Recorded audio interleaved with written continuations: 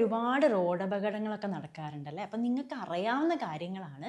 എന്നാലും നിങ്ങൾ ശ്രദ്ധിക്കാൻ വേണ്ടി മിസ് ഒന്നും കൂടെ ഓർമ്മിപ്പിക്കുകയാണ്.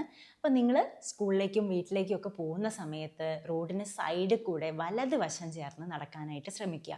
പിന്നെ സുഹൃത്തുക്കളുടെ കൂടെ ആയിരിക്കുമല്ലോ നിങ്ങൾ നടന്നു പോകാറുണ്ടാവുക. അപ്പം അവരുടെ അടുത്ത് സംസാരിച്ച് നടക്കുക ഓക്കെ, പക്ഷെ അവരുടെ കൂടെ ഇങ്ങനെ ഒരുപാട് ഡാൻസ് ഒക്കെ കളിച്ച് അങ്ങോട്ടും ഇങ്ങോട്ടൊക്കെ ഗെയിമൊക്കെ കളിച്ച് അങ്ങനെ റോഡിലൂടെ നടക്കരുത്. ശ്രദ്ധിച്ച് സ്ലോ ആയിട്ട് വേണം നടന്നു പോകാനായിട്ട്. അതേപോലെ ക്രോസ് ചെയ്യാനായിട്ട് സീബ്ര ലൈൻ യൂസ് ചെയ്യുക.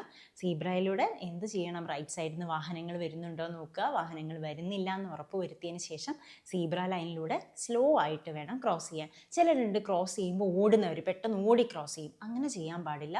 സ്ലോ ആയിട്ട് കെയർഫുൾ ആയിട്ട് വേണം ക്രോസ് ചെയ്യാനായിട്ട്.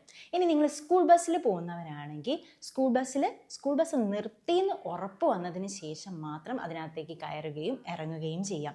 അതേപോലെ ചില മക്കളുണ്ട് സ്കൂൾ ബസ് എടുക്കുന്നതിന് മുന്നേ ഓപ്പോസിറ്റ് സൈഡിലേക്ക് ക്രോസ് ചെയ്യുന്നവർ. അതൊരിക്കലും ചെയ്യാൻ പാടില്ല.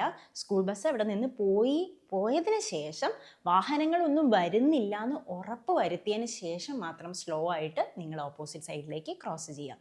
ഇനി സൈക്കിളിൽ പോകുന്ന കുട്ടികളാണെങ്കിൽ സ്ലോ ആയിട്ട് സൈഡിലൂടെ വേണം ട്രാവൽ ചെയ്ത് പോകാനായിട്ട്. പാരൻസിൻ്റെ കൂടെ വണ്ടിയിൽ 2 വീലറിൽ പോകുന്ന മക്കളാണെങ്കിൽ ഹെൽമെറ്റ് ധരിക്കാനും മറക്കാതിരിക്കരുത്.